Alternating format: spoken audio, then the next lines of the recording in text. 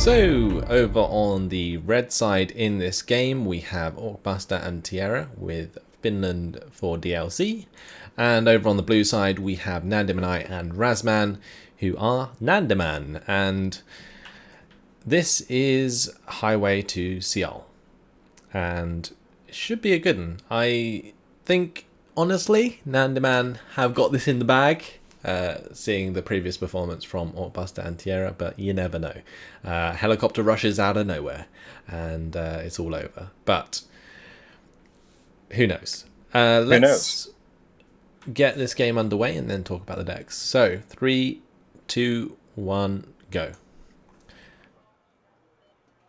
All right then. So let's have a look then. So what a surprise! Nande is playing blue motorized, and Razman is playing Commonwealth. Actually, as well, if you guys want me to link any of these decks in the chat as well, just put a post there and I'll send you the links.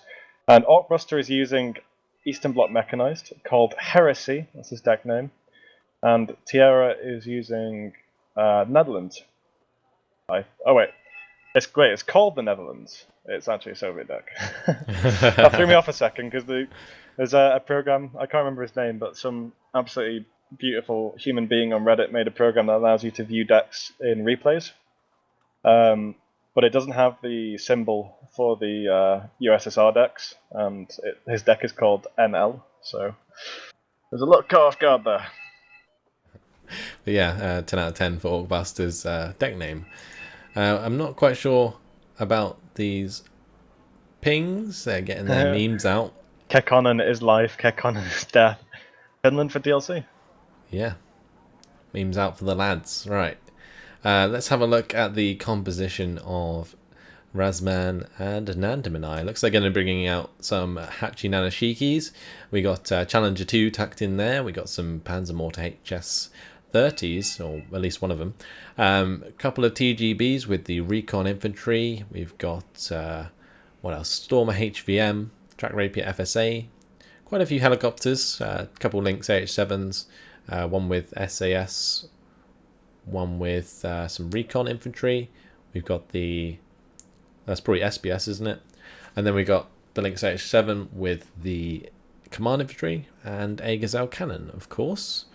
Over on the red side, looks like they're going to be starting with some BMP3s and BMPTs. A BMPT? I haven't seen a BMPT in a while.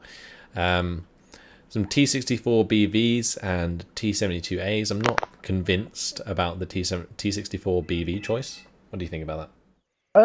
I mean, it's okay, but I just feel it's not quite as good. I feel it's probably more worthwhile to just bring one super heavy, and then instead of the two T72As, take two slightly heavier tanks.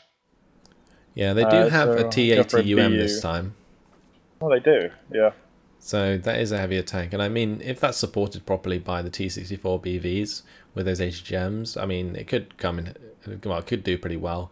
I'm not entirely sure about the choice of the Mi-24K at the start, though. That exceptional recon helicopter is good in certain situations. It just really struggles against early anti-air, and it can't do much against it. I think it's just too expensive for what you get, but looking into that, I really disagree with the tank choice. I honestly think the UM is definitely the worst of the Soviet heavy tanks, because again, it has that 3 top armor that I've mentioned before, and you're playing against Commonwealth and General Motorized, both of which have Harrier GR7s, and just like before, they'll just get one passed by a GR7, which I think might be where we see it meet its fate, either that or a Challenger 2 probably, if it does go down.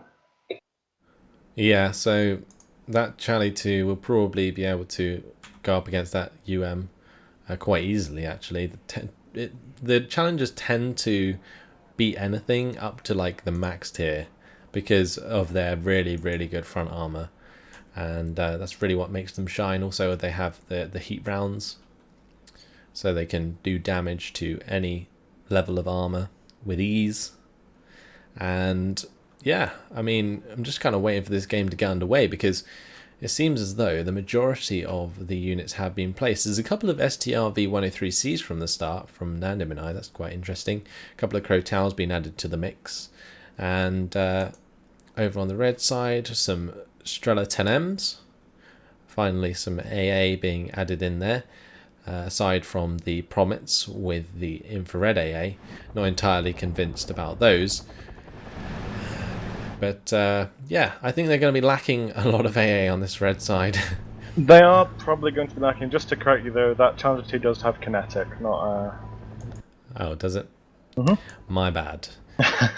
No, I mean, I don't think any tanks over what the 60 point range probably have heat rounds. Can't think of any anyway. They're mostly kinetic, and to be honest, with the armor and the damage of the main gun, it doesn't really need to be heat.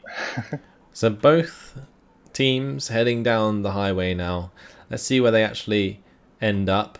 It looks like Razman is sending those infantry units with the Lynx AH-7 with the command towards Echo. Looks like the Lynx AH-7 is going to drop in Bravo to basically take control of that reinforcement point, and the Lynx AH-7s on this top side. One might be sent round the back to try and get the SPS into the back line, and one looks like it's going to drop into Echo to try and secure that.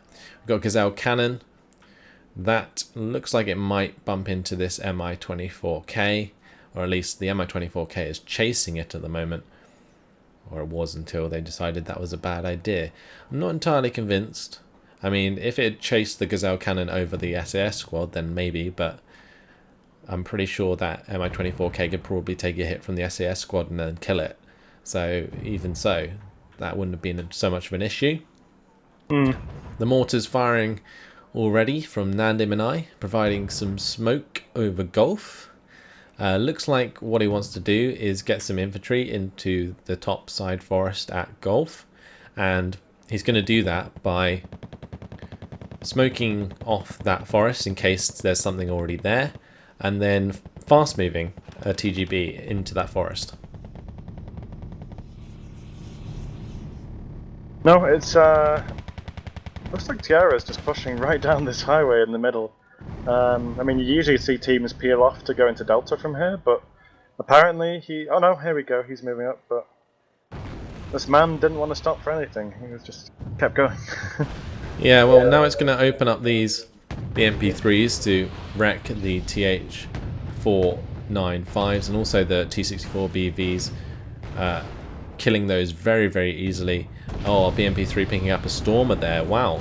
So these tanks from Tierra actually doing a lot of damage to these Canadian rifles and the APCs there. The BMP3 is also doing a good job.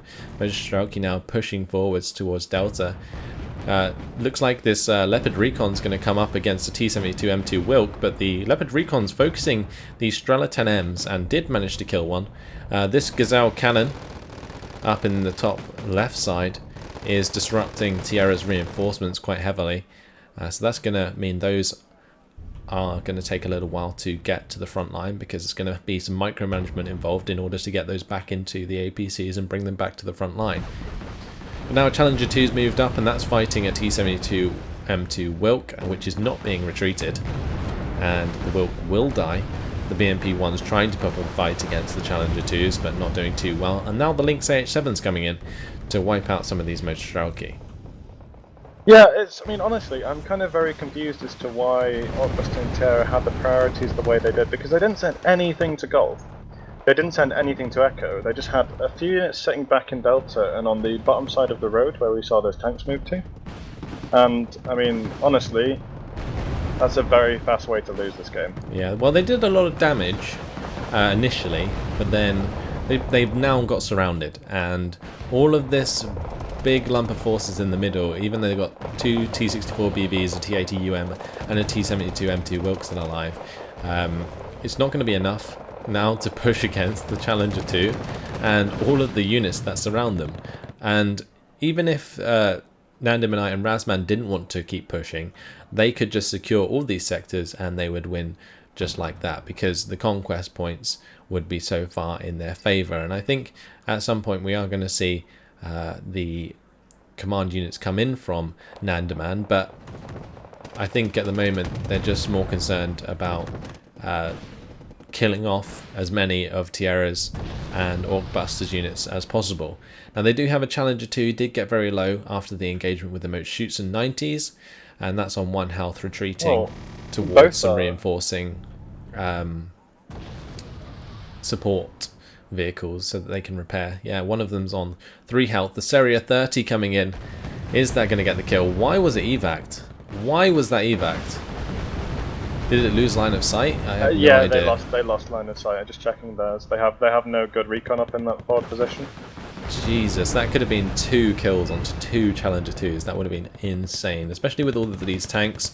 The T-80UM now running into 2 squads of Canadian rifles. The Canadian rifle is not going to do too much damage to the front armor of the UM, but definitely going to chip it down and make it less effective against other tanks because it will be under threat of being one-shot. So the Challenger 2s are heading right back, waiting for the HLVWs to get to them and let them repair. I have to say, I'm sure a lot of people in the chat know this, but these Canadian rifles are fantastic. They're 10 points, but the big deal about them is they have 16 AP, which is one of the reasons that the Jaegers were so good before they were nerfed to 15 points, because if I'm not mistaken, 16 AP will one-shot any 2 armor value transport, I believe. I think it's the lowest the lowest AP value that'll do that, if I'm not mistaken. I might be wrong. If I am, please let me know. But I think it's 2 for an armor value.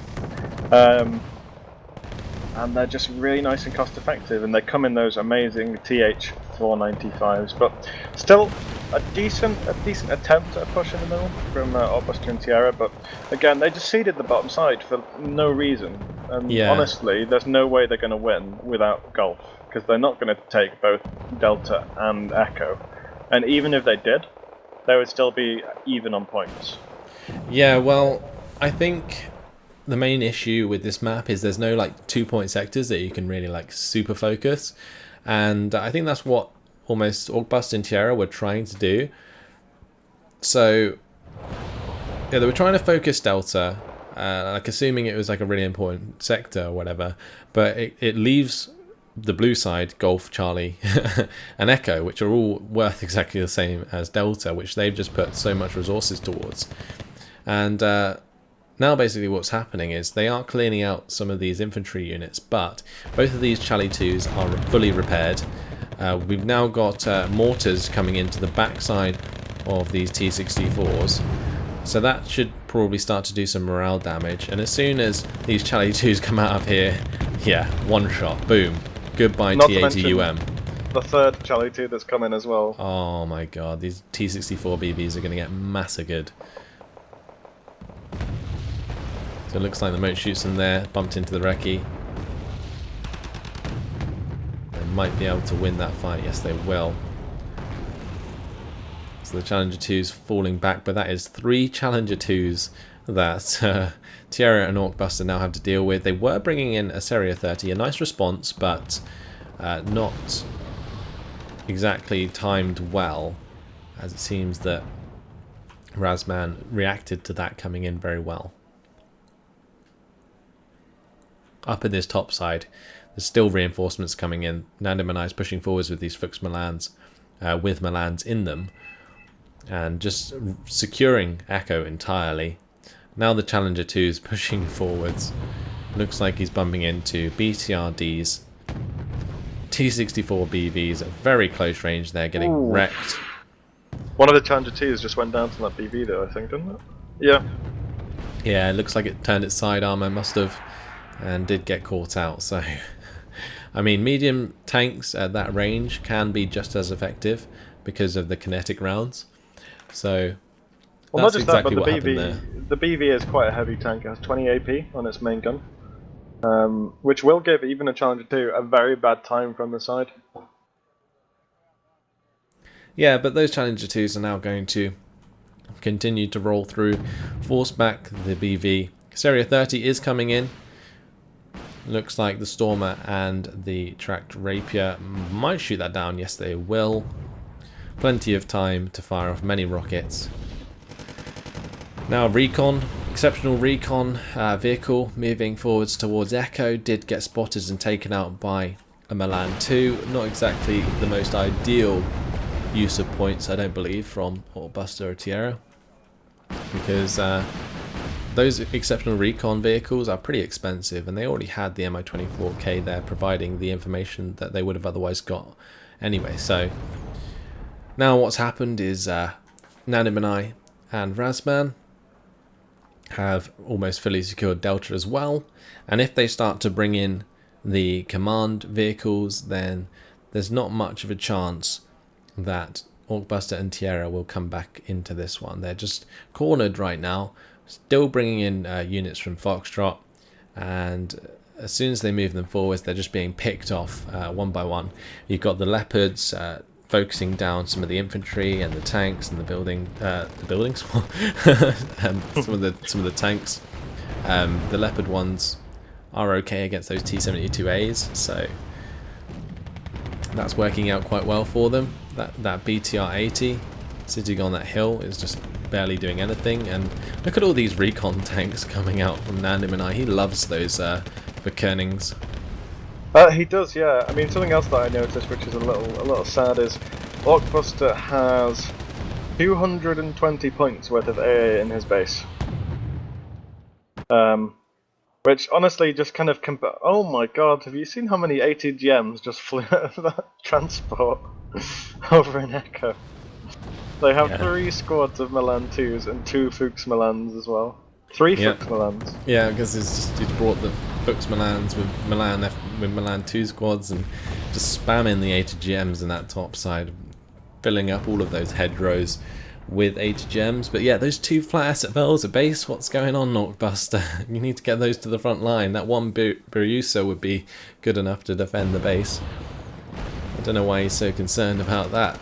But either way, combined push coming in here. We got the Centurion AVREs. Oh wow, goodbye Moat Schutzen. And the Challenger 2 going to finish off those BMP-1 SP1s as the Stormers just secure the forest.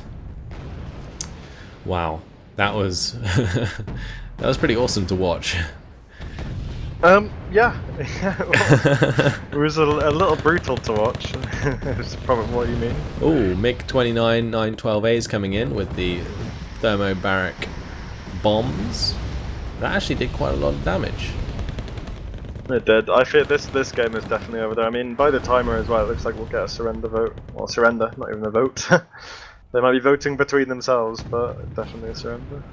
So the red side basically just running out of units. That T-72BU is trying to approach, but the Stormers have got into that building and stopping it from getting down the road there. The T-72M1 will coming in to reinforce, but still 2 Challenger 2s for Rasman, so he's probably not too scared about any of those tanks heading his way. And yeah, basically looks like that's it. Orkbuster and Tierra decide to resign from this one, as after 12 minutes and 44 seconds, Nandemann and Rasman, or Nandemann, beat Finland for DLC, comprised of Orkbuster and Tierra. And this was very, very, very similar to the last game in terms of the time it took to for the team to win, Nandemann to win, and also the kills to losses. Very, very similar again. So I'm pretty sure this was basically the same as the last game, just on a different map. Unfortunately so. Unfortunately, but I think there's just so many things that Orkbuster and Tierra needed to do differently to have a chance in that game. I mean, the first thing was don't give up golf. They just didn't send anything there. Even if they'd have done fantastic in Delta, they would have still lost that game because they didn't send anything to golf. I think a few of their unit choices were a little confusing, like taking the UM over a BU, and that sort of stuff. Yeah, it seems they didn't have the knowledge really to make decks that were competitive enough to fight against the Blue 4 forces of Nandemann and Rasman. And the same happened in the last game. Their decks just don't seem up to scratch, or they are, but they're just not choosing to use the right units. It's one or the other. Yeah. I mean, again, fair play to Orkbuster and Tierra. They definitely stepped into the lion pit playing this tournament, and they did play the games and played it out. But I think, just with a bit smarter unit allocation, I think they could have had a much better time that game, because they did get a few pickoffs, just Again, the thing is that even if they had the most fantastic micro in the world, their unit allocation would have still lost them the game because they didn't send anything to Golf or Echo. So, yeah. Either way, that has been the 5th game of the first Vulcan HD Gaming Wargame Dragon Invitational.